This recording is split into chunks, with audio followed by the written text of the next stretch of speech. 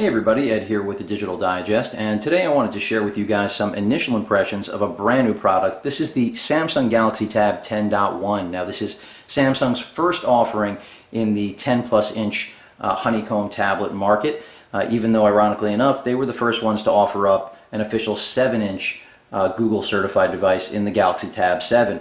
So what did they bring to the table? You've got a 16 gig $499.99 model right here. They also sell a 32 gig model at the $599.99 price point. They're both Wi-Fi only. They do plan to launch radio-based devices, or I should say enabled devices, later on in the year, towards the end of the summer to my understanding. But what's really impressive about this tablet are two things. It's 1280 by 800 resolution PLS display, which I have to say is probably the most brilliant that I've seen on any tablet to date. It doesn't have quite as good viewing angles as the IPS displays found in the Transformer or the iPad 2, but very close. But in terms of brightness and color saturation, it blows everything out of the water. And that's kind of to be expected, not a shock coming from Samsung, as they are, one of the leaders in LCD manufacturing. So you kind of expect this. In fact, I can't wait to see an AMOLED, but I don't want to go too far off topic. Back to this tablet. So really like this screen. Definitely the best I've seen on any tablet to date. So no questions about that whatsoever. You've got pretty much standard specs in terms of what you would expect from a high-end honeycomb tablet. This is running 3.1. It will roll over to a TouchWiz UI. Not really thrilled about that, but I'll get into that later, especially if I do end up getting the update soon enough. So what's under the hood? You've got a Tegra 2, of course. A gig of RAM, 16 gigs of internal storage. Again, I did mention there was also a 32 gig model. You really want to weigh in on that decision, whether you want to be committed to 16 or 32, because there is no micro SD card slot for expansion capability. Keep that in mind.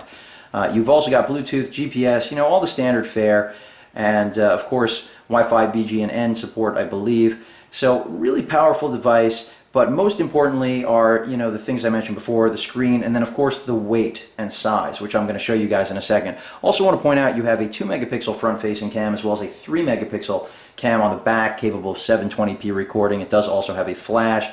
Not the best cameras, at least from what I've seen, just spending a day with it so far, but certainly better than, what's to be found on the iPad 2. In regard to the zoom and the transformer, I need to, spend a little more time and look at photos side by side. But getting back to the tablet, let me go ahead and show you guys what you're getting at this $500 price point. As I mentioned before, beautiful screen, really nice. I don't think anyone's going to have a single complaint with this. In fact, I'm still just blown away by the quality of it. But moving away from the screen, again, as I mentioned before, you've got that 2 megapixel camera right here, centered. That's where I like to see it. Not in love with when they get wonky on the design of incorporating it into the top of the bezel, in portrait, something like that. On the bottom of the unit, you've got your 30-pin proprietary connector that's used for charging, as well as all the dongles that they will come out with. I'm not a big fan of the fact that they couldn't give us an HDMI or USB port on this device, but again, it really comes down to what you plan on doing with your tablet. If it's a media consumption device, then I think you're going to be pretty pleased with this. Now, you may have noticed how thin this tablet is, and that's because it is the thinnest tablet on the market, even besting the iPad 2. There's your microphone. Just want to continue to show you guys what you have here. Your speaker, one of two, of course, for stereo sound. If I flip it to the other side, you'll see the other speaker, of course, right there. Back of the unit is, at least looks like a brushed aluminum, but it is actually a plastic of some sort, and not surprising, because how else are you going to achieve a weight of 1¼ pounds? You've got your 3 megapixel camera there with flash. At the top of the unit, you have your 3.5 millimeter headphone jack, as well as your power button and volume rocker. So I mean, that pretty much covers the hardware. Build quality is pretty good, folks. It's not quite as solid as what you'll find on the iPad 2 or the Zoom, but definitely top-notch nonetheless, and I think you'll like what you see. Anyway, look forward to giving you guys more impressions. If you have any questions or comments, please feel free to post them. And of course, as usual, please feel free to subscribe. Later.